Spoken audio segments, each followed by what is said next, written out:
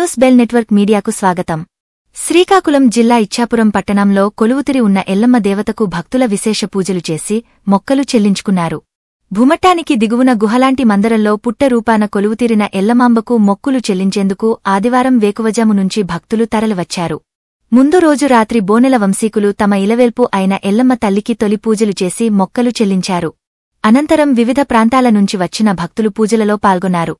ఇచ్చాపురం పరిసర ప్రాంతాల వారితో పాటు ఒడిశా నుంచి కూడా వేల సంఖ్యలో భక్తులు తరలి రావడంతో వీధి మొత్తం భక్త జనంతో నిండిపోయింది. సాంప్రదాయబద్ధంగా కొత్త బియ్యం, కొత్త పెసరపప్పు, పసుపు కొమ్ము చిల్లర దక్షిణలు ముడుపులుగా ఆలయం వద్ద ఏర్పాటు చేసిన అక్కడ ఉన్న పందిరిపైకి విసిరారు. ఎటువంటి అవాంఛనీయ సంఘటనలు జరగకుండా సీఐ ఇమ్మాన్యుయల్ రాజు ఆదేశాల మేరకు పట్టణ ఎస్ఐ వి సత్యనారాయణ ఆధ్వర్యంలో పట్టణ పోలీసులు బందోబస్తు నిర్వహించారు.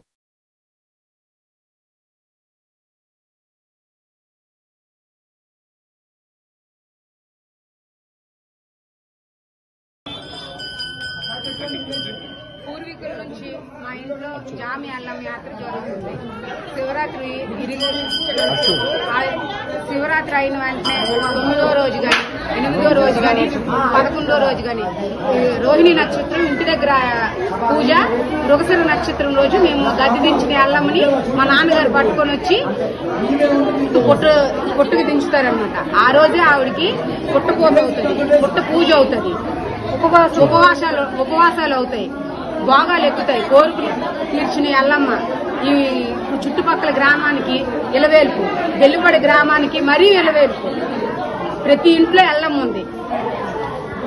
కార్యక్రమం చేస్తున్నారు కదా, పూర్వం నుంచి ఇప్పుడు ప్రస్తుతానికి చేస్తున్నటువంటి ఎన్నో తరమా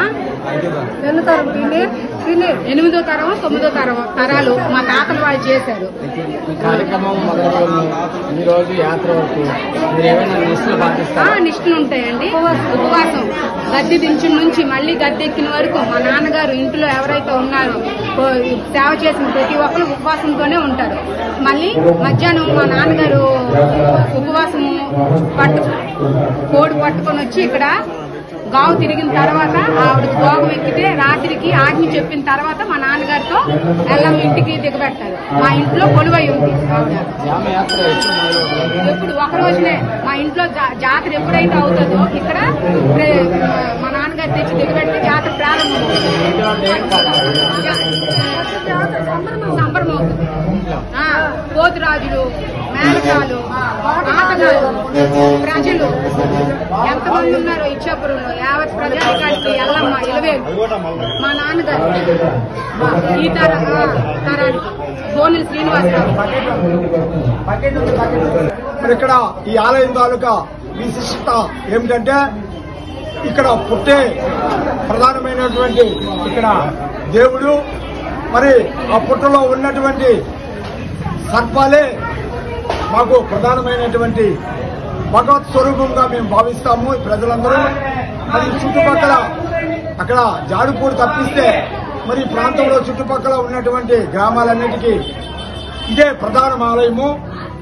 ఈ ప్రధాన ఆలయము కనుక భక్తులందరూ విశేషంగా మరి ఈ ఆలయాన్ని సందర్శించి దైవ స్వరూపం గల ఆ పుట్టలో ఉన్నటువంటి దైవ సర్పాలైనటువంటి ఆ సర్పాలనే మేము దైవంగా, ప్రజలు భక్తులు దైవంగా కొలుస్తారు. మరి అనాదిగా ఇక్కడ బోనేల వారి వంశం నుండి ఈ అర్చకత్వం నడుస్తుంది. అదే ఇప్పటికీ ఆ బోనేల వారు వంశస్థు నుంచే ఇప్పటికీ అర్చకత్వం మేము కొనసాగిస్తున్నాము. మరి అజ్ఞాత భక్తులైతేనేమి, మిగతా భక్తులైతేనేమి విరివిగా విరాళాలు ఇవ్వడం వల్ల ఈనాటికి ఈ ఆలయము ఈ దిశగా వచ్చింది. ఒక్క శిఖరం మాత్రమే ఉండిపోయింది.